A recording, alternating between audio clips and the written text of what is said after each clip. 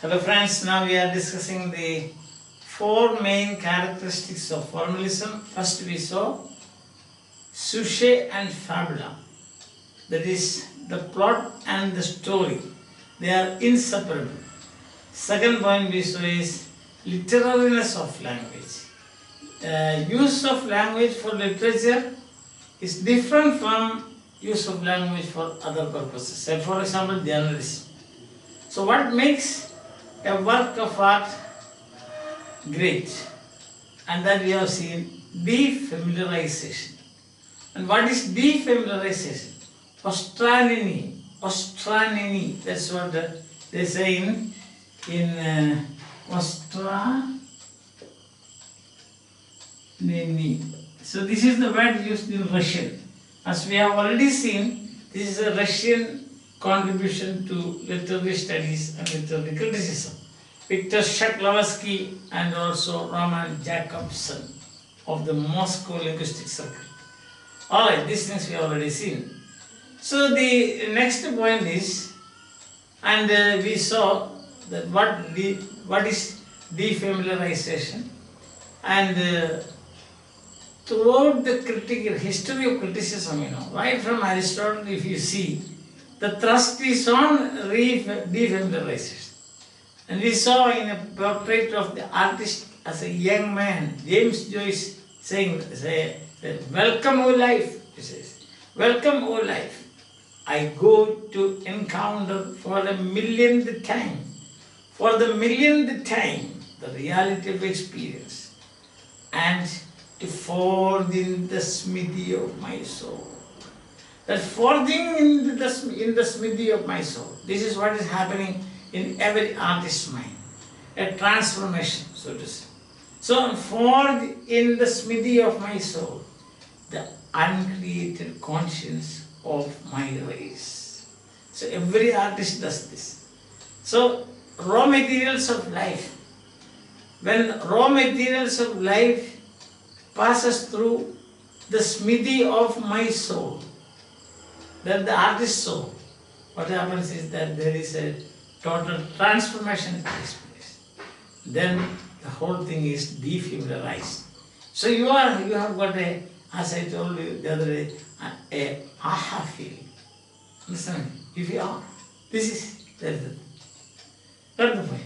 Any novel, if you take a novel or poem or anything, if you take, you will find that. Right? Ostranini, that is defamiliarization. Now the next point to note is that autonomy of the text or the verbal art lesson. So fourth one is this. First is inseparable, two things. That is fabula and sujet. Syuzet. And sujet means the way, the plot, so to say. The story and the plot. They are one, they cannot be separated. This is one of the major points you can say, the main points in formalism. Second one we saw, literariness of the language. Literariness of the language, that is poetic language. And our third today we are going to see is autonomy. Autonomy of the text. Now what is this autonomy of the text means? Very interesting to note that, because you will soon find another school of criticism that says text is not autonomous. Now what does it mean? It means, autonomy means, or the verbal art means, you have nothing to do with the social changes or social life or psychology, ideology, culture and politics or economics or any such thing. It is totally independent. The text is independent of all this. The text is nothing extra textual can be taken into consideration for appreciating a work of art, a verbal art, or finding the meaning of the verbal art. Extraneous circumstances should be left out, and it is total. Totally you have to leave out. There is not partial thing. For example, you cannot think of what we say about author's intention. Author intention is out. So that what we have seen now in Wimsett and Beardsley, that is, we have already taken a few classes on that, a few classes, that is intentional fallacy, we say. Others' intention is intentional fallacy. This is true of new criticism also. Again, the response of the audience, that is affective fallacy. Something is immaterial. Just don't care about it. It's an independent phenomenon. Text is an independent phenomenon. No need of looking at the biography of the author. No need of looking at the reader effect. No need of looking at the author intention. Or intent, as I already said, it has to be isolation. Isolated from external circumstances and influences. This is because their aim of the formalists was make literary studies a scientific discipline. So, systematize and define literary scholarship. Why do they say that this is independent, text is independent, nothing to do with biography? If you want to get the full meaning of or appreciate Tyndall and lines fully, don't bother about the biography of Wordsworth. Why should you bother? Without that you can understand it. Should be isolated. Understand? Or you see Joseph Prologue, for example. We are saying that it is a cross-section of the people of the Middle Ages, but these people will never agree that. What is to do with the Middle Ages? Nah.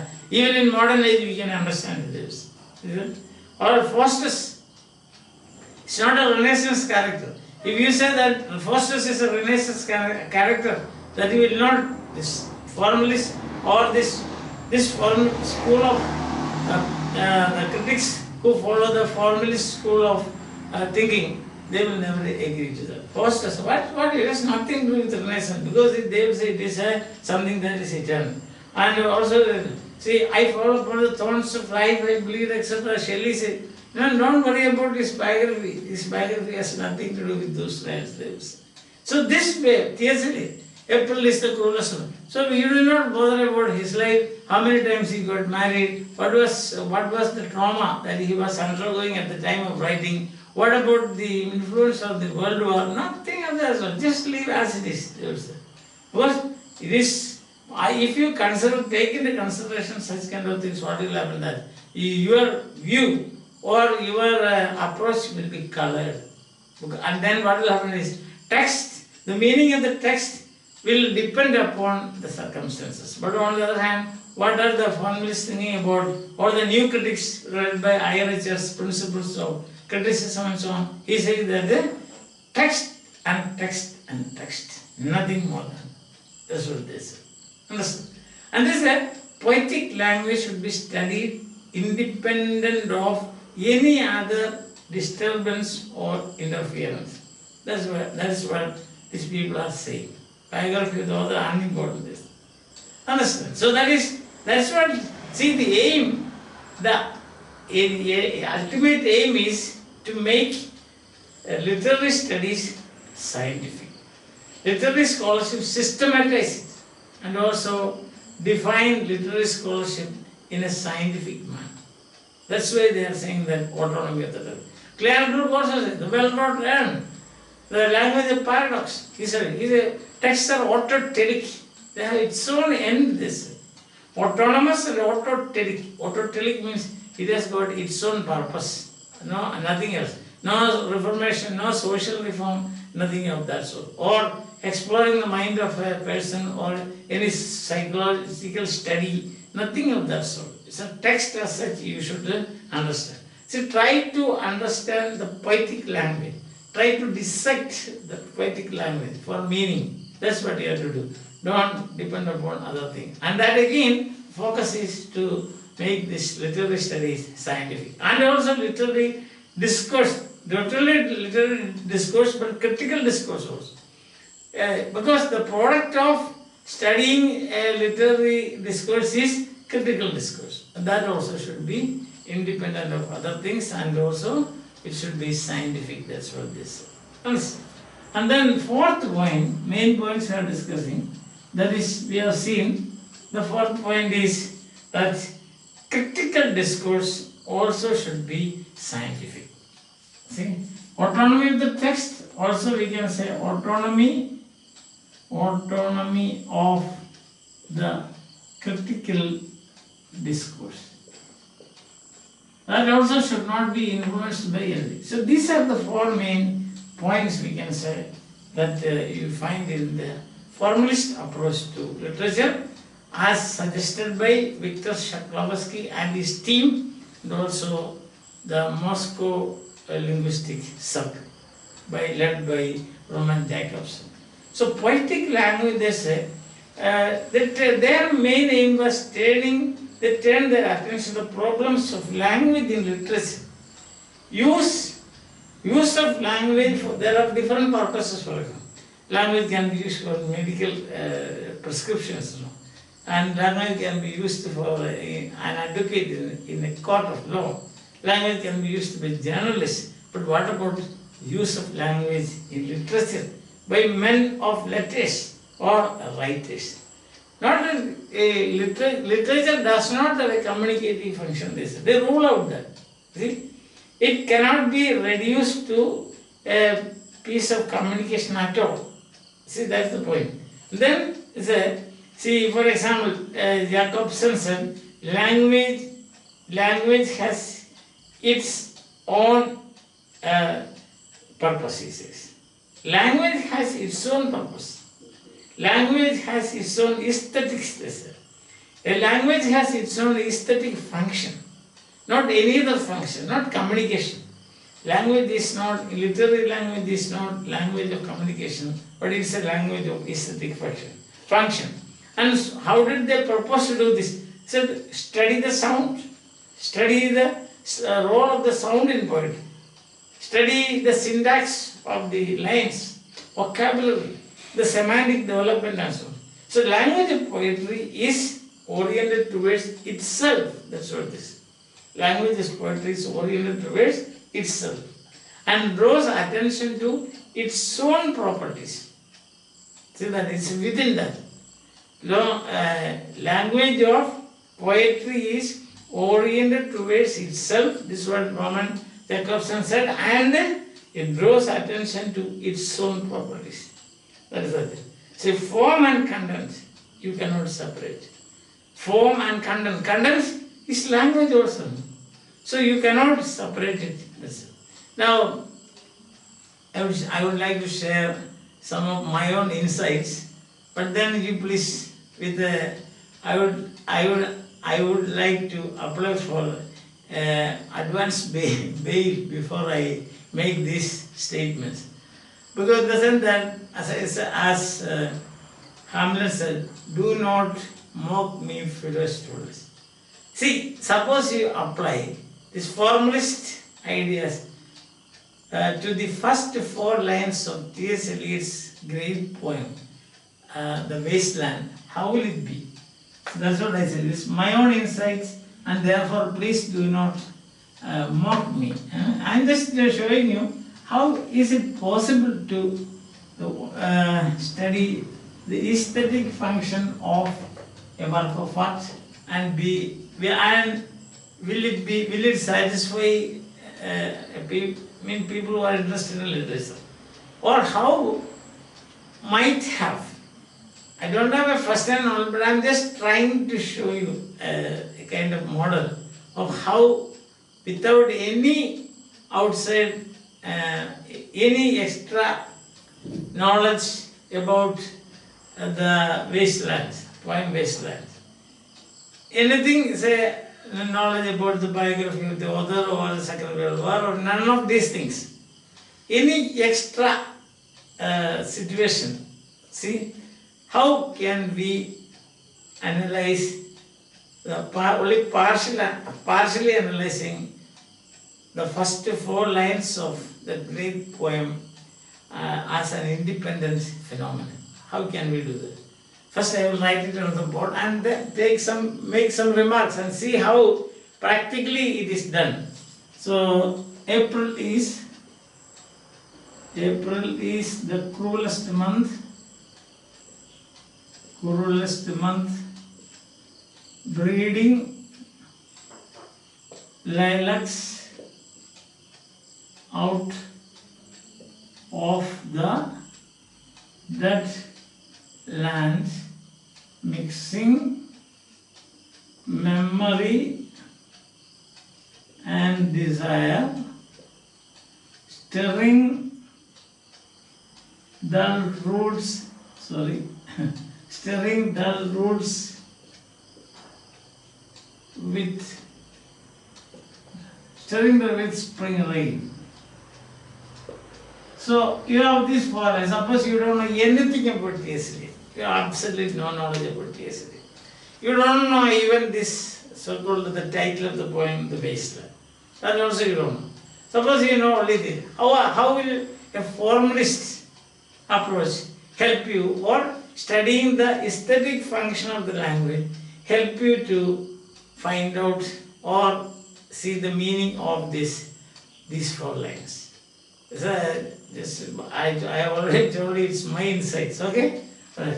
So what we can do, what a person can do to appreciate these 4 lines, according to me, first thing that attracts you is this: breeding,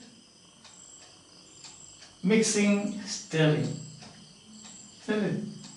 April is the coolest month, breeding lilacs out of the dead land, mixing memory and desire, stirring dull roots to spring. So what you will find is, it's a rhyme. So that's one thing. Without knowing anything about TSL, you can say these 3 lines are rhyming lines. Isn't it? Yeah. That can be done. Rhyme. There is a N rhyme, we can say. Rhyme is there. Second thing that you can see is that April is the coolest month, breeding lilacs out of the dead land, mixing memory and desire, stirring dull roots with the spring rain. So that's a technique called enjambment. Enjambment means jumping from one line to another, continuously. So that also you can appreciate. Enjambment. Enjambment. E-N-J-M-B-M-E-N-T. Enjambment. Okay. So you don't know anything about this. We don't know anything about the historical background of this poem, or we don't know anything about the trauma or the psychological problems that T.S. Eliot underwent due to his broken marriage and all those things. Let us say we don't know. Then what else we can do? You are studying the poetic language, aesthetic function. Language is to be studied for its own sake. In that case, we can say another analysis, level of analysis is phonemic analysis. There what you find is you have got 28 vowels. 28 vowels and 57 consonants. So how will that help you? So it means comparatively when you say vowels are smooth, consonants are rough. So what comes from this is there is a kind of vowel, comparatively only 50% of vowels in this whole line. But like sharp edges of rocks, you have got this consonants, isn't it? There is double of the vowel. For example, you have 28 vowels, but you have 57 consonants. That means probably the atmosphere of the poem is very rough. You can consider it like that. Because only consonants are so rough, very rough. Consonant means, there is, when you produce a consonant sound, there will be some kind of break of the air stream. Air stream is broken somewhere or narrowed somewhere, or there is an explosion. For example, see, narrow, like this. Or mouth is closed and the air comes through the nose and so on, that we know. Anyway, it is not a rough, it is not a smooth life. So, you find a flood of consonants in this, that means it's not going to be, the theme is not anything very smooth. Understand, that's one thing. Then another thing that you can notice that, see the R, this sound, it gets you to see PR, April, Crook, KR, coolest month, BR, breeding lilacs out of the dead land, mixing memory, MR, desire, air, stirring, STR, stirring, roots, spring, again PR. See, there again what you have, that combination of R, with the consonants and vowels, some kind of effect it creates. Sound, listen. So, Jacobson said, no, it is language you study for its own sake. That is, the effect of the sounds. It's a verbal art. According to the formalists, a work of art is a verbal art. So, how verbal here means words. How words craft with words. So, how the poet has used these phonemes in this way to create an effect, maybe, that we don't know. Anyhow, even without knowing anything about this, we, after studying this sound, effect of the sound that is in these lines, you find that the whole thing is going to be rough and tough. It's a rough and tough poem. So, see the formalism, formalist approach works here. Formalist approach works here. Just I wanted to demonstrate that, that's all. Whether I am correct or not, I don't know. Now, if you find there are 23, this is a phonemic analysis. Phonemic. Okay. Then the morphemic analysis, you will find there are 23 morphemes. Now, these 23 morphemes, how they get into combinations and so on. If you find still your appreciation or your knowledge or the atmosphere of the poem will become clearer. Understand how it enters into that will take too much time, and that's why I just want to suggest that it's like this. Understand?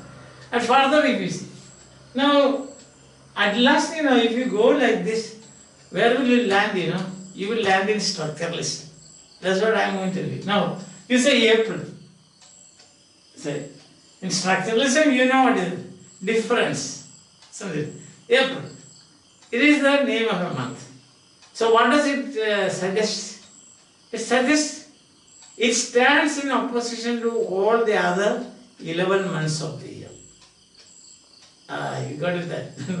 So, that is how it goes. You are further studying. Now, what is so peculiar about April? If you want to know the meaning of April, you should know the names of all the other months also. So just by suggesting April, what comes is the whole year comes and stands before you. Otherwise, April has no meaning. Just as cat has no meaning if there is no bat. So that, or rat. Yes, you have to contrast. The phonemes are contrastive, you have seen. At a phonemic level, same with the morphemic level. April is a morpheme. It contrasts with all the other morphemes of this level. So that is names of months. So that you can go on discussing like this. Then comes cruelest. So cruelest means it suggests kindest. Without kindest, there is no meaning for cruelest. So this is how you proceed with the formalism. And finally, where will you end up? You will end up in structuralism. See that? So actually, what happens is that when you study formalist approach in more detail, you will understand that without your knowing, you slip into structuralism. You got the point. Like that, you take any dead land means there must be living land. See, April is the cruelest. So that's the second word. April month, they go to the cruelest, kindest. Breeding. That means there is some other place or month where no breeding takes place. Isn't it? It's just the lilacs out of the dead land. Dead land means there should be living land. So that, even without knowing the biography of the author or the background of the poem, you can try to understand the meaning. Mixing memory and desire. So that means there might have been a time when there is no mixing. No, there was only desire or there was only memory. not mixing like this. So when you see something before you, what happens is that it speaks to you. That's the thing. Mixing memory and study, it tells you something. What is that? There was a time when there was only memory, or there was only this. Stirring means there must have been a time when there is no stirring, no movement at all. Stirring, dull roots. Dull means there must be, so binaries come in. Dull means there must have been active, something active sometime. Spring means again season, autumn, all those things come in. So these four lines, if you make, I have just demonstrated a kind of what I should say, a periphery of this. No, peripheral meaning only. That is, now you have to find out how these oppositions work within this line. So when you have a formalist approach to these four lines, what you find is, it is tensed. The atmosphere is so tensed. Tension is building up after every line and every word. Because immediately what happens? When you say April, all the other months. Spring, other seasons come in. Understand? That something living comes in. Stirring, something not moving comes in. Not stirring. Dead land means there was a living land. So that it creates a tension. And these four lines are packed with, we can say, tension. Tensed lines. If you approach these four lines in the formalist way, suppose it is not in the formalist way, normal, traditional way, what you will say? You say April is a cruelest month because it is, there was rain, and even though there was rain, nothing happens because of the Second World War. Immediately you say, isn't it? Or you will say, at that time, the DSLIT was in great trouble. He has some mental problems and troubles and so on. He was under treatment. So that was in the month of April. So, see, this is the point. So there is something in what the formalists and the new critics say. We cannot just dismiss them, that's what I am saying. If you want to really study poetry, you should study the poetic language. If you really study poetic language, then you have to go into analysis like this. Phonemic analysis, morphemic analysis, then binaries and so on. And what will you find is that the techniques used. So what would be the meaning of the enjambment? Means the tension is being built up after the barometer, it goes up. That's the thing. So then after each line, tak, tak, tak, like this. So that is why that enjambment comes in. And then definitely you will ask me, then what is a rhyme? Rhyme is the beauty of the thing. Even within this tension, there should be some kind of comic relief, some soft feeling in your mind. So that is this. But actually what happens, when you see the tension that is built up within these four lines, what you will find is that there is no, the comic relief, you don't get any comic relief. Or comic relief, I mean to say that no soft feeling because of this rhyme. So you are taken to some other realm, a realm of, see, as the experience, the reality of experience, to forge in the smithy of T.S. Eliot's soul. And he is creating the uncreated conscience of his race. Even without all the extraneous circumstances and things like that, you can easily understand it like this. So that's why these people are saying, means ostranemy, that is defamiliarization. Why defamiliarization? And again you come back to fabula and sujet. You cannot just separate, they are one. And secondly, literariness of language. It is not for communicating, sending a letter, epistola, or communicating anything to somebody. No, it has its own function. Poetic language has an aesthetic function. This is what is meant by that, aesthetic function. Understand? And then this critical discourse, if you proceed like this, all the 434 lines of the poem, if you proceed like this, it becomes an independent discourse. And it's a highly scientific approach. What you do is, you are analyzing the phonemic level, morphemic level, syntactic level, semantic level. And then, when you analyze like this, what will happen? Or techniques used, then what will happen is, you will find that you are in the midst of a bone that is going to be explored. This is what. So there is something in the formalist view. And also the structuralist view. Structuralism, of course, we will take up later after completing this. Okay? I think, but I have already asked you to give me advance bail in the sense that if I am not taking the right path, the road not taken, no, that is, if I am taking the road that is not taken by traditional critics and traditional formalists, then don't blame me, do not mock me, fellow students. Bye.